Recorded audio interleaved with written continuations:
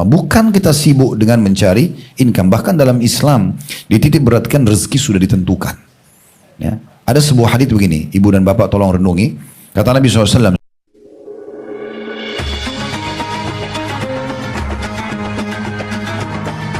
yang subscribe, semoga hidup kaya raya, mati masuk surga. sama juga kita ingatkan kalau step selanjutnya, maka kita mulai ajarkan kalau dia sudah amalkan itu, doa terkaget pada saat bangun tengah malam. Itu ada hadis Nabi SAW. Sampai terkaget di malam hari, kemudian dia membaca la ilaha illallah wahdahu la syarika lah, lahul mulku wa lahul hamdu wa huwa ala kulli syai'in qadir. Subhanallah walhamdulillah wa la ilaha illallah wallahu akbar wa la hawla wa la quwata illa billahil aliyil azim.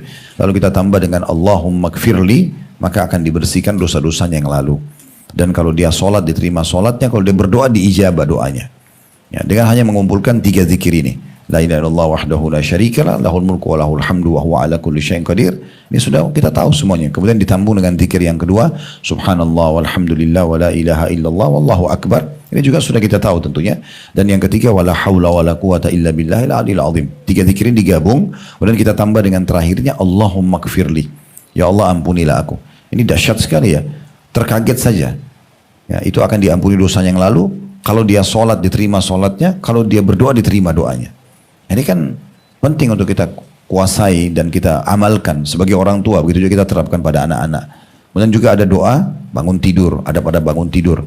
Yang kata Nabi SAW, seseorang yang antara kalian kalau mau tidur maka syaitan akan mengikat tengkuknya dengan 3 ikatan dan meniup di setiap ikatan itu, tidurlah malam masih panjang. Kalau dia bangun lalu dia berzikir, lepas ikatan pertama. Kalau dia berwudu maka lepas ikatan kedua. Dan kalau dia sholat terlepas ikatan ketiga. Maka engkau akan temukan, kata Nabi SAW, orang yang lakukan itu adalah orang yang paling lapang dadanya dan senang hidupnya. Paling semangat di hari itu. Jadi bangun tidur langsung zikrullah, ya, zikir bangun tidur, kemudian berwudu, lalu kemudian sholat. Apakah sholat tahajud atau sholat subuh? Yang sifatnya tepat waktu sholat subuhnya, maka ini akan membuat dia lepas dari 3 ikatan syaitan. Dan kata Nabi SAW, dia akan tayyibun nafs. Nasyitan tayyibun nafs. Dia akan semangat melalui hidupnya dan jiwanya lapang. Senang gitu ya. Kata Nabi SAW, dan kalau dia tidak lakukan itu, maksudnya tidak pada saat bangun tidak zikir, kemudian juga tidak wudu dan tidak sholat, maka engkau akan temukan, kata Nabi SAW, dia khabithun nafs. Jiwanya buruk ya. Kemudian juga kaslan, malas gitu ya. Maka ini yang terjadi dan Nabi SAW sudah berikan kita bocorannya. Makanya kita harus perhatikan baik-baik hal-hal yang seperti ini. Dan ingat juga selalu yang diprioritaskan kalau ditanya kepada anak-anak itu sholat dulu ya. Udah sholat belum? Bukan sudah makan belum gitu ya. Jadi sudah sholat, ditanya perhatikan masalah sholatnya, baru kemudian kita pindah kepada yang lain gitu ya. Kemudian nasihat ke-19 ya, meluruskan pekerjaan wanita di luar rumah. Ini nasihat yang sudah berbeda sebenarnya ya, sudah beda lagi, bukan anak-anak yang disinggung tapi lebih kepada ibu-ibu yang beraktivitas di luar rumah ya. Dan kita mungkin tutup dengan nasihat ini karena ini sedikit agak panjang bahasannya, dari halaman 66 sampai di halaman 71 ya. Baik, saya akan bacakan dulu. Meluruskan pekerjaan wanita di luar rumah. Syariat Islam adalah saling melengkapi satu sama yang lain. Ketika Allah memerintahkan para wanita dalam firman-Nya, waqarna fi buyutikun, hendaklah kamu netap di rumahmu, dalam surah Al-Ahzab surah nomor 33 ayat 33 ya. Ini mudah untuk diingat ya. Artinya Allah Subhanahu wa taala berbicara kepada semua wanita muslimah, waqarna fi buyutikun. Jadi menetaplah kalian di rumah kalian. Berarti mayoritas waktu ibu-ibu memang di rumah gitu ya. Boleh keluar tapi pada saat hal-hal yang dibutuhkan. Misalnya berobat, misalnya silaturahim keluarga, misalnya juga orang sakit, aktivitas menuntut ilmu, ya pergi ke pasar penting gitu ya. Tapi itu adalah program-program yang dinomor 2-kan. Nomor 1-nya itu adalah bagaimana kita lebih banyak menyelesaikan urusan rumah gitu ya. Ada orang dari pagi sudah keluar rumah sampai malam dan tidak pernah tahu apa yang terjadi di rumahnya. Cuma sekedar telepon asisten rumah tangganya, kemudian dia tidak tahu apa yang sedang terjadi di sana gitu ya. Maka ini harus hati-hati karena Allah berfirman begitu. Maka Allah menjadikan ada orang yang wajib menafkahi mereka, seperti ayah atau suami. Jadi kalau ibu-ibu belum nikah, maka yang wajib memberikan nafkah, memenuhi kebutuhan supaya ibu nggak perlu repot-repot kerja, makan, minum, pakaian, ya, pendidikan, itu semua adalah ayah. Kalau sudah menikah adalah suami. Jadi suami punya kewajiban dan berdosa kalau dia bengkalikan masalah makanan ibu, minuman, tempat tinggal, transportasi, ya, dan juga pakaian sebagaimana sudah kita jelaskan di dalam bab masalah nafkah di beberapa pasal yang sebelumnya gitu ya. Pada hukum asalnya, wanita tidak dibolehkan bekerja di luar rumah kecuali karena suatu kebutuhan. Sebagaimana ketika Musa alaihissalam melihat dua anak gadis orang saleh yang menahan atau menghambat kambing gembalaannya menunggu giliran, Musa menanyakan kepada mereka, "Ma khatbukuma?" Qalata la nasqi hatta yusdila ar-ri'a wa abuna syaikhun kabir. Apakah maksudmu dengan berniat seperti itu? Kedua wanita itu menjawab, kami tidak dapat meminumkan ternak kami sebelum pengembala itu memulangkan ternaknya. Sedang bapak kami adalah orang tua yang lanjut usianya. Sebelum kita lanjut, saya perlu jelaskan dalam Al-Quran digambarkan ini ya. Waktu Nabi Musa alaihissalam dikejar-kejar oleh Fir'aun untuk dibunuh, maka beliau melarikan diri ke sebuah wilayah namanya Madian. Di sana beliau ketemu dengan Syuaib. Dan awal kisahnya adalah Nabi Musa alaihissalam tiba di Madian dalam kondisi bajunya kotor karena nggak bawa bekal pakaian dan tidak ada orang yang dikenal di Madian, sendalnya pun sudah compang-camping gitu ya. Kemudian dia pertama sekali tiba di wilayah Madian, dia lihat ada satu sumur di mana orang-orang Madian minum dari situ dan juga baik buat mereka atau gembalaannya. Nah ternyata dari sekian orang banyak yang minum dan ambil air, ada dua orang wanita yang juga ikut antri, tapi mereka tidak bisa buat apa-apa. Dalam beberapa riwayat yang pernah kami temukan, itu adalah sumur itu ditutup dengan batu yang besar dan tidak bisa diangkat kecuali oleh 10 orang laki-laki gitu ya. Maka Nabi Musa SAW bertanya kepada kedua wanita tersebut, apa urusan kalian? Kenapa kalian sampai ada di sini? Maka mereka mengatakan, kami nggak bisa memberi air ternak kami dan kami juga tidak bisa ambil air kecuali batu ini harus diangkat. Sementara batu itu diangkat oleh orang-orang tertentu pagi hari, nanti sore hari mereka tutup lagi sumurnya. Supaya orang-orang tidak meracuni sumur itu, karena itu sumber minumnya penduduk Madian. Maka pada saat itu Musa alaihissalam membantu mereka mengangkat batu itu, karena memang para nabi-nabi diberikan kekuatan 10 orang laki-laki, diangkatlah batu tersebut lalu diberikanlah air. Ya. Nah ini yang terjadi pada saat itu. Di sini Syekh Muhammad Munajjid Habibullah, beliau ingin menitik beratkan wanita-wanita ini keluar bekerja. Dalam Al-Quran diceritakan dalam surah Al-Qasas ayat 23, mereka keluar karena bapaknya sudah sangat tua, ya, tidak mampu lagi untuk mengembala kambing dan juga mengambil air gitu ya. Maka mereka terpaksa keluar, berarti ada uzurnya untuk keluar gitu ya. Nah ini sebagian ulama jadikan sebagai dalil bolehnya wanita beraktivitas di luar rumah kalau memang dibutuhkan dan urgent. Tapi kalau semua sudah terpenuhi, ya, untuk apa gitu ya? Memisahkan waktu hal-hal yang tidak diperlukan, dan Allah akan tanya pertanggungjawabannya pada hari kiamat. Hanya karena mau kejar prestasi, ya, misalnya contoh dunia sementara itu tidak dituntut bagi dia karena semua sudah terpenuhi. Ya, tapi kalau darurat, urgent, ya, misalnya dia maaf seorang janda yang butuh untuk membiayai dirinya dan anak-anaknya, atau dia menuntut ilmu, atau tadi menjenguk orang sakit, atau dia berobat, silaturahim keluarga, hal yang penting, oke, ya, itu pun harus ada batasan-batasannya. Tentu kemudian setelah itu kalau lanjutan kisah dalam surah Al-Qasas itu sedikit saya tambahkan karena di sini cuma ditulis ayatnya, potongan itu saja dijadikan saksi bahasan. Akhirnya kedua wanita itu pulang ke rumah lalu berbicara kepada ayah mereka dan berkata, sesungguhnya ya, kami bertemu dengan laki-laki yang kuat dan bisa dipercaya gitu ya. Maka salah satu dari perempuan itu pergi menuju ketemu dengan Musa lalu berkata, sesungguhnya ayah kami memanggil anda untuk memberikan balasan atas apa yang anda sudah bantukan kepada kami. Maka Musa AS pun jalan dan perempuan itu di depan. Tapi karena angin tiup kencang dan badan perempuan ini terbentuk, maka Musa AS mengatakan, silakan kamu jalan di belakang, tinggal bilang sama saya kanan atau kiri untuk menjaga pandangan matanya.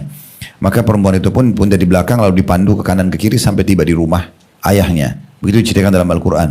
Kemudian pada saat sudah ngobrol-ngobrol ya tentang kisah Fir'aun dan segala macam, maka Syuaib yang ada di rumah itu, ayahnya daripada dua perempuan ini, mengatakan kau akan selamat karena Mesir itu jauh dari sini. Ini bukan wilayah kekuasaan Fir'aun. Lalu kemudian salah satu dari anak perempuannya mengatakan, wahai ayahku, kenapa anda tidak menyewa orang ini? Karena orang ini kuat dan terpercaya. Kuatnya karena dia bisa angkat batu itu sendiri tadi, ya, bisa juga mengembala kambing dan masih muda. serta juga dia terpercaya. Terpercaya di sini maksudnya tadi karena dia tidak mau lihat auratku. Pada saat jalan membentuk badan dia suruh saya jalan di belakang. Maka Syuaib tidak lagi menunda lalu mengatakan, bagaimana pendapat Wahai Musa kalau saya menikahkan kamu dengan salah satu dari anak perempuan saya? Ya. Maka Musa alaihissalam mengatakan dengan janji akadnya adalah kamu bekerja membantu saya selama 8 kali haji. Maksudnya 8 tahun. Waktu itu mereka hitung haji, ya. Maka kalau kamu mau sempurnakan 10 maka itu dari sisimu. Tapi 8 kali haji akadnya. Ini sebagai mahar, gitu ya. Karena Musa alaihissalam tidak punya apa-apa dan keluarlah sebuah hukum bolehnya mahar itu dengan jasa, tidak harus dalam bentuk fisik harta, gitu ya. Maka Musa pun setuju, akhirnya terjadilah pernikahan tersebut. Nah ini kurang lebih kisah daripada Al-Qasas tadi 23 dan ada lanjutannya sampai 24 dan beberapa ayat gitu ya. Tapi di sini Syekh Muhammad Hafizahullah ingin menitikberatkan poin, kedua wanita itu seketika menyampaikan alasannya mengapa mereka keluar memberi minum kambing atau kayu kambing ternaknya, yakni sebab wali mereka tidak mampu lagi bekerja karena usianya telah lanjut, maksudnya ayah mereka. Karena itu hendaknya kita berusaha untuk menjaga agar wanita muslimah tidak bekerja di luar rumah selama hal itu memungkinkan. Kalau memang sudah terpenuhi semua. Allah SWT berfirman, qalat ihdahuma ya abati ista'jirhu inna khaira man ista'jartal qawiyyul amin. Al-Qasas 26. Salah satu dari kedua wanita itu lalu berkata kepada ayahnya, wahai bapakku atau ayahku, ambillah ia, maksudnya Musa alaihissalam, sebagai orang yang bekerja pada kita, karena sesungguhnya orang yang paling baik yang kamu ambil untuk bekerja adalah orang yang kuat lagi dapat dipercaya. Ya. Nah, ini ulama juga mengeluarkan salah satu konsep dasar kalau kita ingin mencari pegawai, maka harus memang yang kuat dan terpercaya. Gitu kan? Kuat secara fisik. Ya, laki-laki atau perempuan sama, asisten rumah tangga juga yang masih kuat secara fisik dan juga bisa dipercaya. Kalau dua hal ini berkumpul pada seseorang maka selesai. Ya, pekerjaan itu juga akan terselesaikan. Wanita tersebut dengan kalimat-kalimatnya menjelaskan keinginannya untuk kembali ke rumah sehingga dirinya terlindungi dari kejelekan dan gangguan yang bisa saja terjadi jika ia bekerja di luar rumah. Jadi di sini dalam surah Al-Qasas ayat 26-nya, dia perempuan ini tidak melanjutkan pekerjaan hariannya untuk mengembala ternak karena ayahnya sudah tua dan mengambil air, tapi dia minta agar ada laki-laki yang menggantikan. Tujuannya agar dia tetap kembali kepada fitrahnya di rumah. Dikatakan ketika orang-orang kafir pada zaman ini membutuhkan wanita pekerja setelah perang dunia 1 dan 2, maka itu adalah untuk mengganti kekurangan laki-laki.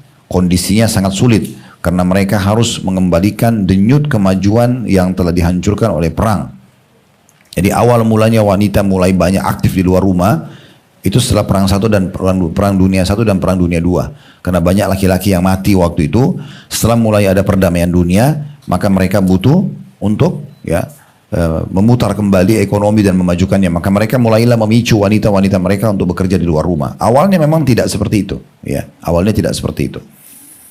Lalu dikatakan program Yahudi ini sangat getol dengan pembebasan wanita. Mereka menyerukan hak-hak wanita dengan maksud untuk menghancurkan wanita yang selanjutnya akan menghancurkan bangunan masyarakat pada awalnya disebabkan oleh keluarnya wanita untuk bekerja.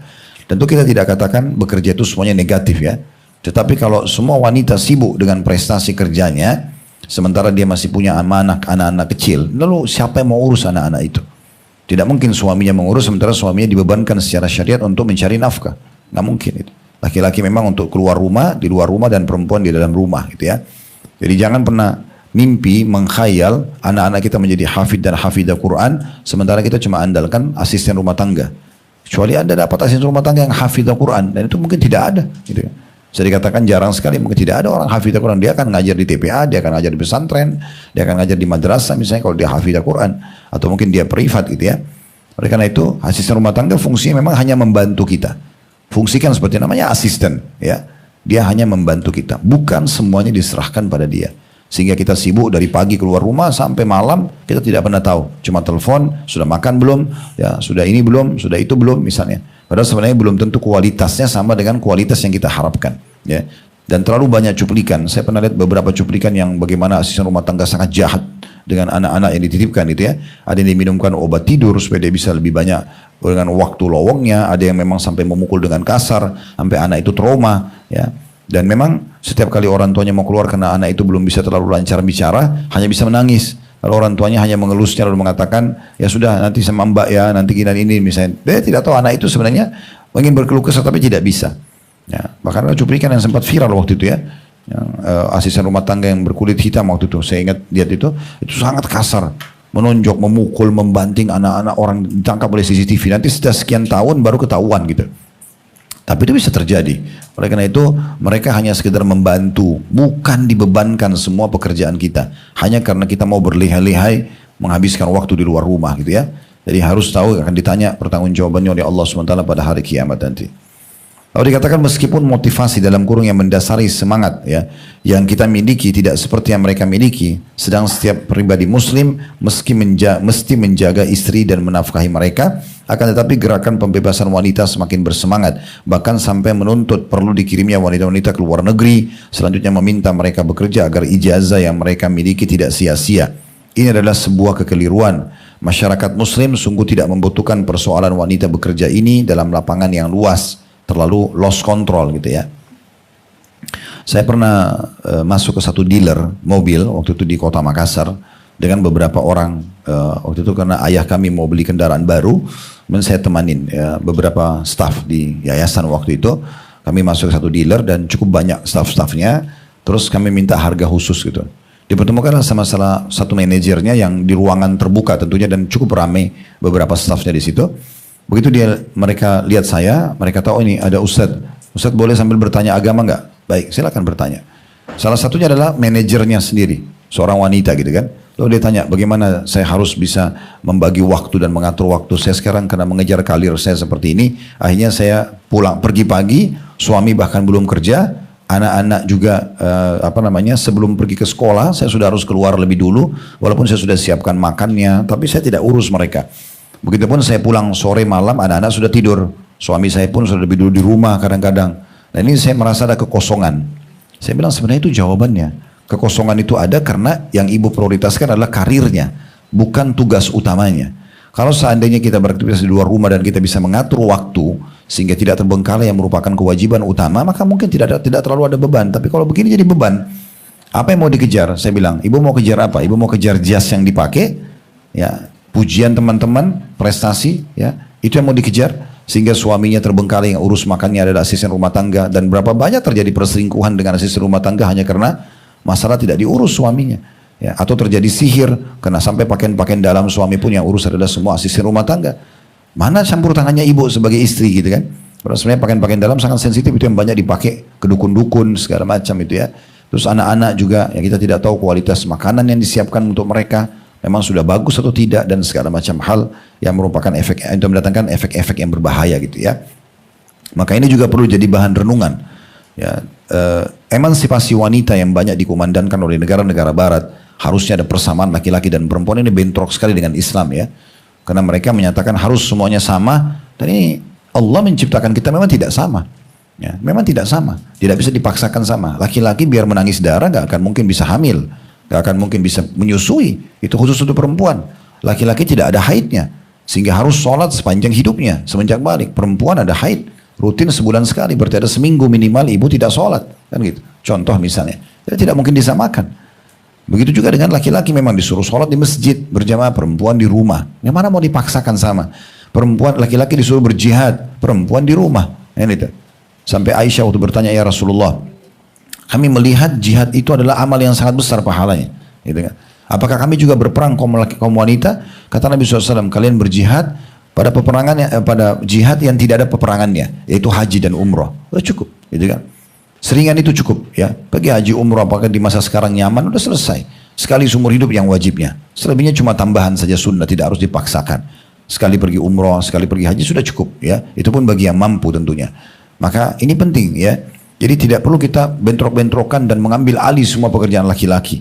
Begitu juga tidak perlu perempuan, laki-laki mengambil alih pekerjaan perempuan, gitu ya. Ini tidak akan stabil rumah tangga kalau memang terbalik semuanya. Saya pernah temukan ada kerabat kami, akhirnya bercerai. Karena si perempuannya sibuk kerja mulai dari pagi sampai malam.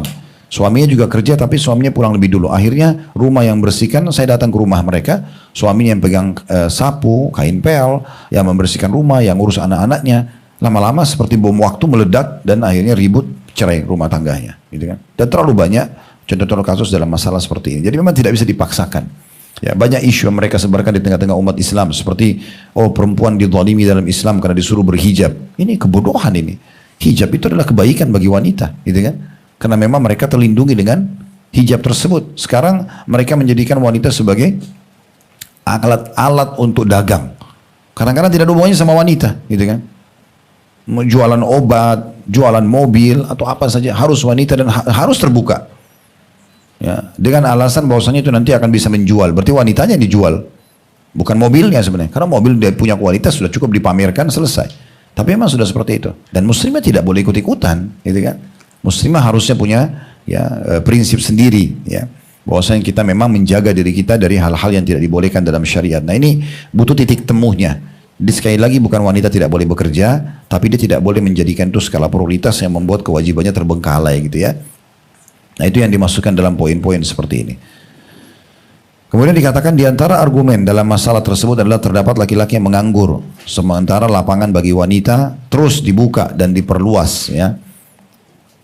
Ketika kita mengatakan dalam tanda kutip dalam lapangan yang luas, maka pemahaman maknanya amat kita perhatikan.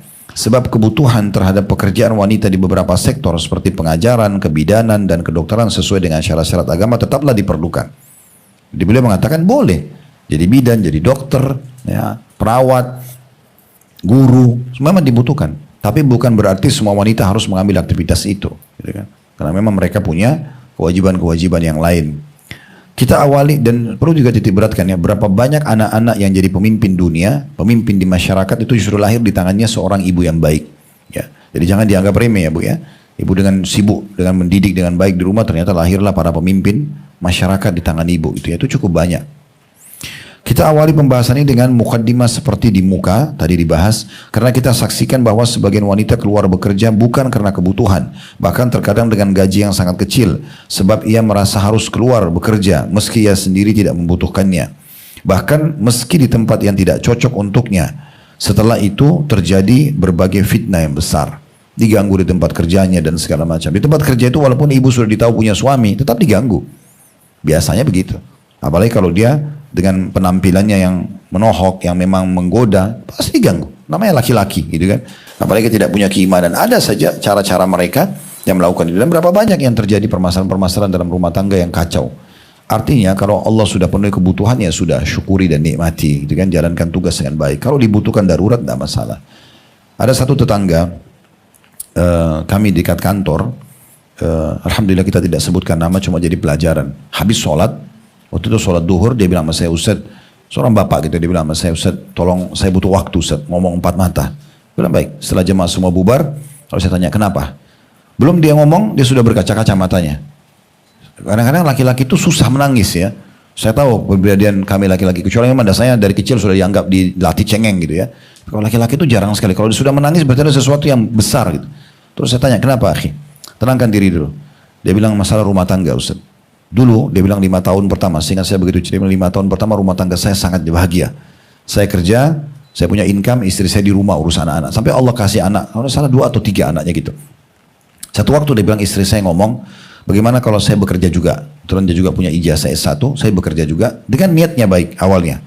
Ya, kita uang itu nanti kita gabungin, mungkin kita bisa cicil rumah, bisa cicil mobil dan segala macam lah. Dia bilang awalnya saya iyakan karena saya pikir ya positif aja. Ternyata setelah bekerja, dia sudah mulai aktivitas bukan lagi sibuk urus rumah, maka mulai dari pagi dia lebih dulu keluar dari saya, pulangnya juga selalu telat, dan kalau pulang sudah emosional gitu ya, tidak bisa mengontrol karena terbawa perasaan. Jadi kalau saya tanya anak-anak bagaimana makannya bagaimana, udahlah nanti aja bayar karena sudah punya gaji, bayar asisten rumah tangga, sibuk asisten rumah tangga yang mengurus anaknya. Suami bilang saya merasa terganggu. Lebih parah daripada itu adalah dia kadang-kadang keluar kota, tugas kantor. Saya pernah diminta jemput di satu tempat, dia turun dari mobil bersama dengan teman partner kerjanya gitu ya. Dan saya tanya, ini bukan pelanggaran agama, berduaan di mobil sama bukan mahram, keluar kota sama-sama. Tapi kan ini tugas kantor. Ya ini kan demi untuk masa depan kita dan segala macam. Begitu alasannya. Sampai akhirnya puncaknya suaminya bilang, ini harus ada titik temunya, harus ada batasannya. Dia bilang udah kalau bisa terima sudah kita cerai saja. Dia bilang belum pernah Ustaz istri saya bicara cerai, baru kali itu. Ya, jadi kacau betul rumah tangganya gitu ya. Nah, tadinya tenang-tenang saja. Nah ini kalau sudah terlalu lost control, jadi sudah tidak bisa. Ini kejadian nyata ya, orang konsultan sama saya secara pribadi gitu. Nah, itu penting sekali gitu ya. Sama juga tadi yang saya bilang di dealer di Makassar itu, akhirnya ibu itu bilang, Ustadz sebenarnya saya ini pengen sekali di rumah. Sekarang setelah saya sampai prestasi tertinggi ini, kebetulan di kantor itu dia paling tinggi, dia jabatannya manajernya. Setelah saya sampai di sini, saya mulai merasa rindu ingin di rumah, ingin menjadi seorang istri, ingin melayani suami, ingin melayani anak-anak. Tapi sekarang saya sudah di posisi ini. Nah itu fitrahnya, ya kan? Karena apa yang mau dikejar dengan pakaian, dengan jabatan itu tidak ada sesuatu yang membanggakan kecuali hanya duniawi saja, omongan orang. Ini juga biasa saya bahasakan ke laki-laki ya, Bapak Ibu sekalian ya. Kalau saya kumpul sama bapak-bapak misalnya, saya mengatakan salah satu hal yang harus diperhatikan adalah mendahulukan istri dan anak daripada teman-teman. Karena bapak-bapak juga begitu, kadang-kadang kumpul sama temannya sampai jam 11, jam 12 malam tidak pulang ke rumah. Istrinya sudah siapin makan, kemudian juga sudah anak-anak sudah menunggu misalnya, di waktu dia harusnya datang, dia tidak datang. Nah ini juga masalah gitu ya. Sehingga akhirnya dia lebih pilih teman. Kadang-kadang teman-temannya cuma godain, nah ini siapa yang pulang duluan berarti takut sama istrinya nih. Sehingga mereka kuat-kuatan tidak pulang duluan. Nah itu, saya sering nasihatin tuh. Orang bodoh memilih teman daripada istrinya. Teman hanya sekedar teman ngobrol. Apa yang mau dicari dari mereka? Pujian mulutnya, lisannya, untuk apa? Sama istri bisa biologi, bisa ngobrol, bisa makan, bisa memberikan masukan kepada anak-anak, bisa tahu problem apa yang selama di rumah bisa dipecahkan dan segala macam hal. Jadi saya bukan bicara ini hanya depan ibu-ibu karena ini karena menyinggung masalah perempuan. Saya juga bicara depan laki-laki hal yang sama. Berbagi untuk memberikan masukan-masukan. Kalau mau stabilitas rumah tangganya berjalan baik. Ya. Kata beliau di sini, agar adil maka kita katakan, tanda kutip. Ini masih di halaman 69 di 2 paragraf dari bawah ya. Agar adil maka kita katakan, kata beliau, tanda kutip, sungguhnya bekerjanya wanita terkadang memang benar-benar suatu kebutuhan. Misalnya wanita itulah yang menanggung dan menopang ekonomi keluarga setelah kematian suami, atau ayahnya telah tua renta sehingga tidak sanggup bekerja, atau yang semisalnya. Di sebagian negara, karena nilai-nilai masyarakatnya tidak atas dasar nilai-nilai Islam, maka terpaksa istri bekerja untuk ikut menutupi kebutuhan rumah tangga bersama suaminya. Bahkan seorang laki-laki tidak mau meminang kecuali kepada wanita yang telah kerja. Lebih dari itu, sebagian mereka dalam akad nikahnya mensyaratkan agar calon istrinya itu bekerja. Ini di sebagian negara-negara non-muslim ya. Kalau dia tahu itu perempuan justru hanya urus rumah, dia nggak mau. Tapi kalau bekerja di satu tempat, ada income-nya, karena dia pikir supaya tidak mengganggu income-nya. Ada juga laki-laki begitu, kalau tidak punya nilai-nilai Islam ya, dia tidak menganggap kewajiban dia adalah memenuhi nafkah, maka dia mau istrinya biaya sendiri. Saya pernah dapat ada rumah tangga seperti itu. Istri suami istri hitung-hitungan, pinjam-pinjaman uang, ya ribut gara-gara yang harus membiayai ini dan itu adalah kamu dan ini saya misalnya. Nah, semua tidak ada dalam Islam ini. Semua itu kewajiban suami, penuhi semua kebutuhan di rumah, istri menjaga amanah itu dengan baik. Selesai. Tidak ada mubazir, tidak ada kecurangan. Nah itu dasarnya. Kesimpulannya, ini sebagai penutup, kata Syekh Muhammad Habibullah, terkadang wanita bekerja untuk kebutuhan atau untuk tujuan yang islami, seperti dakwah ke jalan Allah, di medan pendidikan, atau sebagai hiburan, ya, atau sebagai hiburan seperti yang terjadi pada sebagian mereka yang tidak memiliki anak.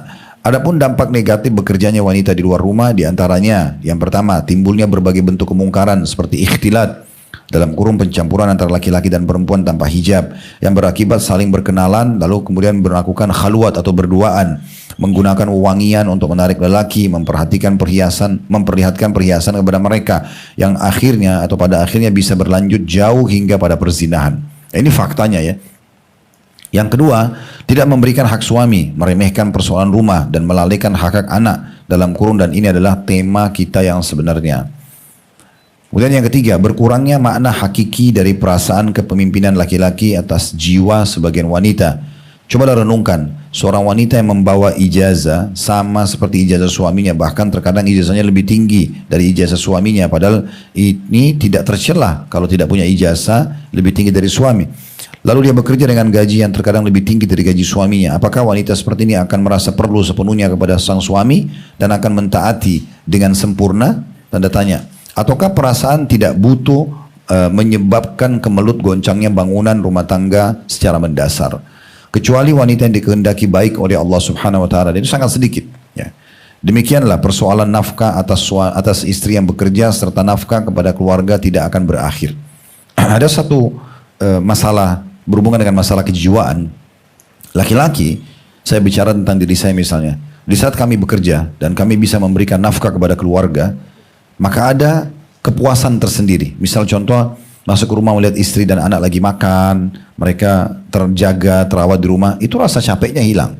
Dan merasa, oh akan terus continue melanjutkan pemberian tersebut. Bahkan terkadang banyak suami punya income, misal contoh 10 juta per bulan, 10 juta semua dikasih kepada istrinya. Itu kenapa? Karena memang Allah buat fitrah begitu. Laki-laki memang punya fitrah begitu. Kalau ibu, perempuan terbawa perasaan. Ibu kalau punya income, itu mungkin persentasenya kecil sekali kalau mau berbagi dengan suaminya.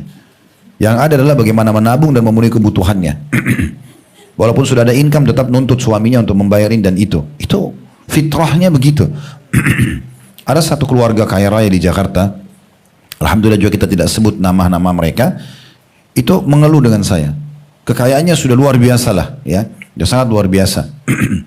Dan saking kayanya sampai anak-anaknya semua bisa keluar sekolah tinggi. Sampai ada satu anak perempuan mereka itu sudah sampai menjadi dokter spesialis. Mereka bilang sama saya, Ustaz ada yang mau dibicarakan, tolong penting, ini masalah internal. Baik, saya bilang silakan. Bagaimana menasihatin anak kami yang sudah spesialis itu nggak mau nikah? Setiap kali ditawarkan nikah nggak mau. Ya, terus saya tanya, apakah anak ini? Waktu itu saya belum tahu spesialis. Saya bilang, pendidikannya tinggi? Dia bilang iya, karena sudah sampai dokter spesialis. Apakah dia sudah punya pekerjaan, income tetap? Ada. Bahkan kalau nggak salah karena orang tuanya kaya disiapin rumah sakit sendiri, ya dia pemiliknya rumah sakit itu, semua income-nya buat anak perempuan tersebut. Saya bilang ini sumber masalahnya. Karena memang dia sudah tidak merasa butuh laki-laki. Untuk apa dia nikah?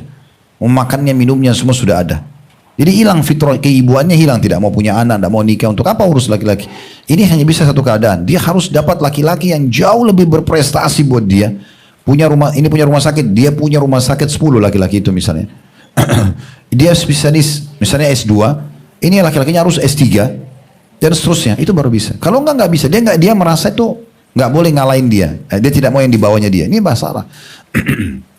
Jadi kadang-kadang kita lupa sebuah fitrah alami. Kita diciptakan oleh Allah SWT untuk populasi salah satunya.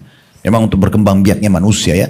Oleh karena itu ada pernikahan, ya diajarin caranya supaya halal. Kemudian anak-anak juga punya hak dan kewajiban kita sebagai orang tua, mereka juga punya kewajiban yang merupakan hak kita orang tua. Itu semua karena memang harus populasi ini berjalan terus. Itu tujuan utama, bukan kita sibuk dengan mencari income. Bahkan dalam Islam dititik beratkan rezeki sudah ditentukan, ya. Ada sebuah hadits begini, ibu dan bapak tolong renungi. Kata Nabi SAW, sesungguhnya rezeki seseorang itu akan mengejarnya sebagaimana ajal mengejarnya. Sebagaimana kita pasti mati satu waktu, maka rezeki kita akan begitu. Dan dalam hadis yang lain, tidak akan wafat satu jiwa sampai semua rezekinya disempurnakan. Kalau satu teguk air itu merupakan rezeki Bapak Ibu dicatat di Lauhul Mahfuz, Anda tidak akan meninggal sampai minum satu teguk itu. Tidak akan mungkin, ya, luput dari itu. Itu kata Nabi SAW, ini wahyu, tidak mungkin salah. Bukan juga berarti kita bermalas-malasan tidak bekerja, bukan. Tapi masing-masing punya tugas. Yang cari nafkah adalah laki-laki.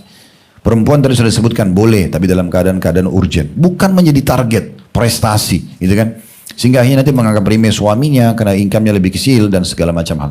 Terlalu banyak orang yang konsul pada kami, setiap istri yang punya income besar daripada suaminya, ini umumnya, secara persentase saya tidak katakan 100%, tapi 90% lebih, itu pasti menganggap remeh suaminya. Karena bagi dia adalah, ini suami tapi malah lebih rendah dari dia. Dari sisi pendidikan, dari sisi income, dan segala macam hal. Jadi ini butuh renungan ya, butuh renungan. Poin terakhir yang keempat adalah menambah beban fisik, tekanan jiwa dan saraf yang tidak sesuai dengan kodrat wanita. Karena memang harus keluar naik kereta, desak-desakan, harus keluar negeri, harus ini dan itu, meeting sama laki-laki dan segala macam hal. Berapa banyak orang di kantor-kantor di pusat Jakarta ini ditaruh ruangan dia sama temannya laki-laki, tutup pakai AC berduaan, itu bukan suami, bukan saudara, bukan siapa-siapa. Yang kena tuntutan pekerjaan dan segala macam hal lah, ya. Setelah pemaparan sekilas masalah maslahat dan kerugian wanita bekerja, kita mengatakan hendaknya kita bertakwa kepada Allah, menimbang setiap permasalahan dengan timbangan syar'i dan memahami kondisi yang membolehkan wanita keluar untuk bekerja dan kondisi mana yang melarangnya. Janganlah kita buta karena masalah pekerjaan duniawi dari jalan kebenaran. Kita nasihatkan kepada wanita muslimah agar bertakwa kepada Allah, mentaati suami jika ia menghendakinya, agar meninggalkan pekerjaannya demi kemaslahatan dirinya dan kemaslahatan rumah tangga. Begitu pula bagi suami agar tidak menyusun strategi balas dendam dan agar tidak memakan harta istrinya dengan tanpa dibenarkan.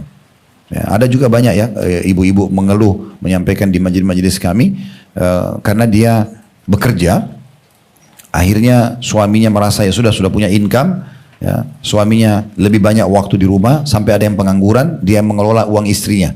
Akhirnya istrinya banting tulang terus dan suaminya yang menikmati harta tersebut. Ini terbalik juga nih. Ini pernah terjadi juga kasus-kasus seperti itu ya. Tambah lagi suaminya karena istrinya jauh bekerja luar negeri jauh, akhirnya dia berselingkuh sana sini. Bukannya menikah, malah berselingkuh dan masalah besar terjadi. Anak-anak terbengkalai dan banyak hal-hal yang menjadi masalah ini. Allahu a'lam. Ini bahasan kita insya Allah ada kurang lebih 2 buah nasihat yang sudah kita bahas ya. Nasihat ke-18 dan nasihat ke-19. Nasihat ke-18 masalah mengatur waktu tidur dan juga pola makan buat anak-anak. Tentu kita juga ikut di dalam itu ya. Terlibat dengan pola tidur yang sehat dan makan yang sehat. Kemudian juga nasihat tentang masalah bagaimana perempuan mempertimbangkan masalah keluar rumah dan kapan dia bisa, kapan dibolehkan dan kapan tidak dibolehkan secara syariat. Kedepannya insya Allah kita akan masuk ke nasihat ke-20. Nanti tolong ditandain bukunya di halaman 71. Masalah menjaga rahasia rumah tangga. Itu juga nanti jadi bahasan penting yang harus jadi perhatian khusus buat kita. Jangan sampai seseorang di antara kita berjalan ya sementara seperti maaf dia tidak berbusana lagi. Semua permasalahan dia sudah diketahui oleh setiap orang karena selalu setiap ketemu orang dia mengatakan saya mau cerita ya. Misalnya dia cerita tentang suami, tentang istrinya. Kemudian dia tidak sadar di depan dia ini bisa. Kalau temannya dia menyedihkan temannya. Kalau musuhnya maka dia akan punya senjata untuk menyerang dia. Itu akan kita bahas insya Allah pertemuan akan datang nanti. Panjang lebar tentang masalah bagaimana kita dianjurkan untuk menjaga rahasia dalam rumah tangga. Itu sedikit agak panjang bahasanya dan itu bahasan terakhir di masalah beberapa hal yang berhubungan dengan masalah rumah tangga tentunya ya. Setelah itu kita akan pindah ke beberapa akhlak di rumah yang harus dijaga. Allahu a'lam. Baik, sampai ketemu di pertemuan akan datang lagi. Mudah-mudahan apa yang kita pelajari bermanfaat buat kita dan semoga semua yang hadir dan gitu acara kita offline maupun online dipenuhi hajat-hajat dunia akhiratnya, diampuni dosa-dosanya dan diangkat derajatnya serta semoga Allah Subhanahu wa taala menyatukan kita kelak di surga firdausnya tanpa hisab, mana disatukan dalam majelis ilmu yang mulia ini. Ada benar dari Allah silakan diambil dan diamalkan. Kalau ada salah dari saya mohon maaf dan istighfar kepada Allah Subhanahu wa taala. Subhanakallahumma bihamdika asyhadu an la ilaha illa anta astaghfiruka wa atubu ilaik. Wassalamualaikum warahmatullahi wabarakatuh.